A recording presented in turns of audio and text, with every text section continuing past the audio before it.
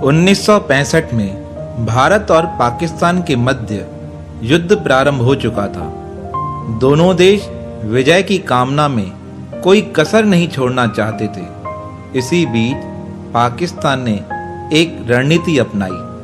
उसने अपने देश में रहने वाले हिंदुओं को बंदी बनाना प्रारंभ कर दिया और सिंध देश के गणमान्य हिंदू व्यक्तियों को उसने बंदी बनाकर जेल में डाल दिया।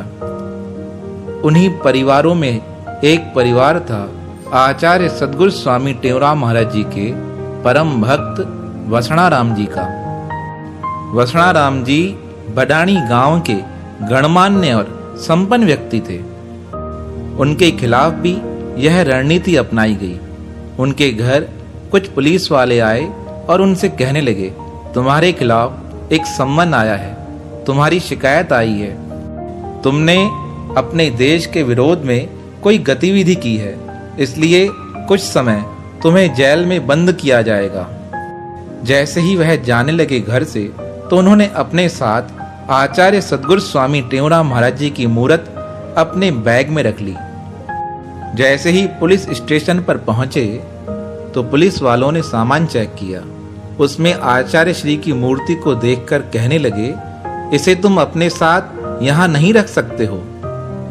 तब वसणाराम जी कहने लगे, अरे ये तो मेरे गुरुदेव की मूर्त है, इसे तो मैं हरदम अपने साथ रखता हूँ। उन्होंने बहुत विरोध किया, पर वसणाराम जी बडानी के संपन्न और कुलीन व्यक्ति थे, इसलिए बात आगे तक बढ़ती गई। जब फैसला आया तो फैसला वसणाराम जी के पक्ष में आया। उन्हें यह अधिकार दिया गया कि आप अपने साथ अपने गुरुदेव की मूर्त रख सकते हैं। अब उन्हें जेल में तो बंद कर दिया गया। अब कुछ पता नहीं था कि कब तक रहना है, कितने दिन तक ऐसे रहना पड़ेगा।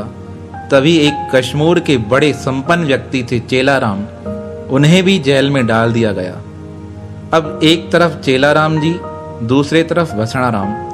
अब वसणाराम रोज प्रातःकाल और सायंकाल आचार्य सद्गुरु स्वामी टेवराम महाराज जी को प्रणाम करते और यही प्रार्थना करते, हे गुरुदेव, इस मुसीबत से मेरी रक्षा करना। उन्हें इस प्रकार करता देख कश्मीर के चेलाराम जी कभी कभी उनकी मजाक उड़ाते और कहते, अरे यह संत भी कोई रक्षा करेंगे, तुम इन्हें प्रार्थना करते हो, क्या होगा? अब जो होगा वह सरकार के हिसाब से ही होगा। उनकी ऐसी बातें सुनकर वसणाराम जी उनसे कहते, मैंने कभी तुमसे गलत बात नहीं की है, इसलिए तुम भी मुझसे मेरे गुरुदेव के विषय में कुछ नहीं बोला करो। वह अंतर्यामी है, सब कुछ जानते हैं, वह अवश्य मेरी पुकार सुन के मेरी रक्षा करेंगे। वसणाराम जी की ऐसी बातें सुनकर चेलाराम जी उनकी बातों को मजाक में उड़ा देता। बहुत दिन व्यतीत हो चुके थे। एक दिन वसणाराम प्रार्थना कर रहे थे रात्रि के समय, और प्रार्थना करते करते उन्हें तो नींद आ गई। पर दूसरे दिन जब उनकी प्रातःकाल नींद खुली तो चेलाराम, जो कश्मीर का संपन्न व्यक्ति था, जिसे पैसे का बड़ा अभिमान था, वह वसणाराम जी के पास आया और आकर कहने लगा, वसणाराम, कल मैंने एक बड़ा ही सुंदर दृश्य देखा है। पहले तो मुझे उस दृश्य पे यकीन नहीं हुआ, पर मैं तुम्हें बताना चाहता हूँ। वसणाराम ने कहा, क्या देखा? इस जेल में ऐसी कौन सी खुशी वाली बात है जो तुम्हें इतनी प्रसन्नता दे रही है?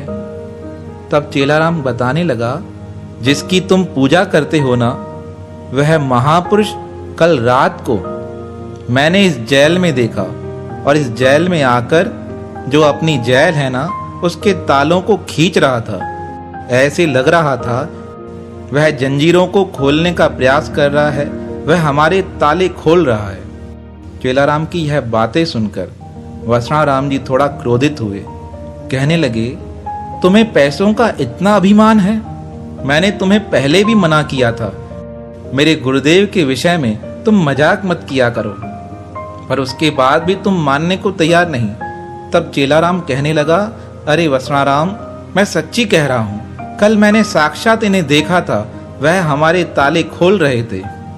बात तो वहीं पर समाप्त हो गई, पर जैसे ही प्रातः 10 बजे अचानक एक अधिकारी उस जेल में आया और कहने लगा, जितने हिंदू परिवारों के लोग यहाँ बंद हैं, आज सरकार ने एक निर्णय दिया है, उन्हें अभी और सख्त सजा दी जाएगी।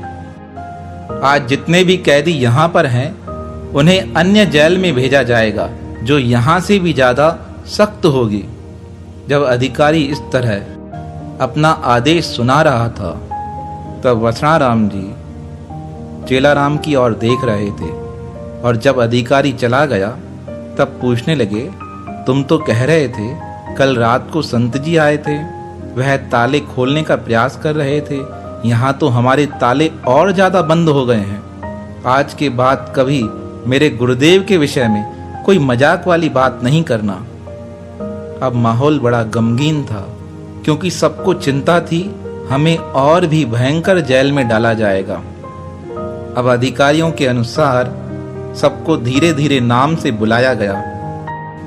जितने भी वहां हिंदू कैदी थे, सबका नाम लेकर उन्हें बसों में भर के अन्य जेलों में भेजा जा रहा था। सबका नाम लिया गया। सब धीरे धीरे आकर बस में बैठते गए और निकलते गए। कहते हैं आखिरी तक वसणाराम जी का नाम नहीं आया। वसणाराम हैरान होने लगे, चेलाराम जो मेरा साथी था, इतना संपन्न था, वह भी चला गया, पर मेरा नाम क्यों नहीं उठाया गया है। इतने में एक अधिकारी ने वसणाराम को आवाज दी, वसणाराम कौन है? वसणाराम उनके पास गया, पूछने लगा, बाबूजी क्या हुआ? कहने लगे, यह कागज है, इस कागज पर साइन करो। अब वसणाराम जी ने साइन किया और जैसे ही कागज साइन किया, वह अधिकारी कहने लगा, तुम्हें मुक्त किया जाता है, तुम्हारे खिलाफ कोई भी केस नहीं है, अब तुम आजाद हो। जैसे ही वसणाराम जी को आजादी मिली, उन्हें वह चेलाराम की बातें याद आ गई, जो चेलाराम कह रहा था कि कल रात को तुम्हारे संत हमारे जेल के ताले खोल रहे थे। वसणाराम जी सद्गुरु महाराज जी को याद कर धन्यवाद देने लगे, हे गुरुदेव, इस कठिन समय में भी आपने आकर मेरी रक्षा की है। और बड़े प्रसन्न होकर वह अपने घर आए। घर आकर सबसे मिले। कहते हैं 2 महीने बाद जब चेलाराम जी को आजादी मिली, तो वह सबसे पहले जेल से छूटकर वसणाराम जी के घर पे आए और वसणाराम को कहने लगे, वसणाराम, तुम्हारे गुरुदेव बड़े शक्ति संपन्न हैं। मैंने देखा था वह आजाद कराने आए हैं और उसी रात्रि के समय उन्होंने दर्शन दिया और दूसरे दिन तुम्हें आजादी मिल गई। हे वसणाराम, तुम भी श्रद्धा संपन्न भक्त हो। अब मेरी मन की इच्छा है मैं तुम्हारे साथ रिश्ता जोड़ूं।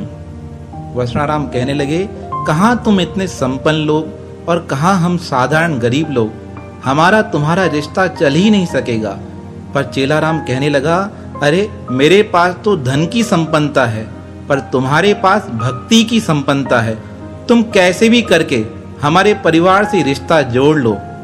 अगर तुम्हें चाहिए तो मेरे घर की कन्याएं तुम्हारे पास आए, या तुम्हारे मन की इच्छा हो तो तुम्हारे घर की कन्याएं मेरे घर आए। पहले तो वसणाराम जी तैयार नहीं हुए, पर जब चेलाराम ने बड़ी जिद की तो चेलाराम जी का आग्रह सुनकर वसणाराम जी की 2 कन्याओं का विवाह चेलाराम के पुत्रों से कराया गया। भक्त वसणाराम जी के जीवन की यह बात हमें उनके पुत्र वासुदेव जी ने फोन पर बताई, और यही बात हमारे पूज्य संत मनोहर लाल जी द्वारा भी हमें सुनने को प्राप्त हुई कि किस प्रकार आचार्य सद्गुरु स्वामी टेऊराम महाराज जी ने उस कठिन समय में भी अपने भक्त की सुरक्षा की। वह हर जगह मौजूद हैं, पर श्रद्धा सच्ची हो, विश्वास सच्चा हो। जब वसणाराम जी को जेल में भेजा जा रहा था, तब भी उन्होंने अपने साथ कोई सामान नहीं लिया, सिर्फ एक ही चीज अपने साथ ली, वह थी आचार्य सद्गुरु स्वामी टेऊराम महाराज जी की पावन मूर्ति। उस मूर्ति ने अपने आप को साक्षात रूप में प्रकट कर दिया। भक्त की पुकार पर परमात्मा प्रकट हो जाते हैं। ऐसे ही प्रसंग हमारे जीवन में हमारे विश्वास को बढ़ाते हैं। तो ऐसे भक्त वत्सल भगवान आचार्य सद्गुरु स्वामी टेऊराम महाराज, जो अपने भक्तों के रक्षक हैं, उनके पावन श्री चरणों में हमारा बारंबार प्रणाम है, प्रणाम है, प्रणाम है।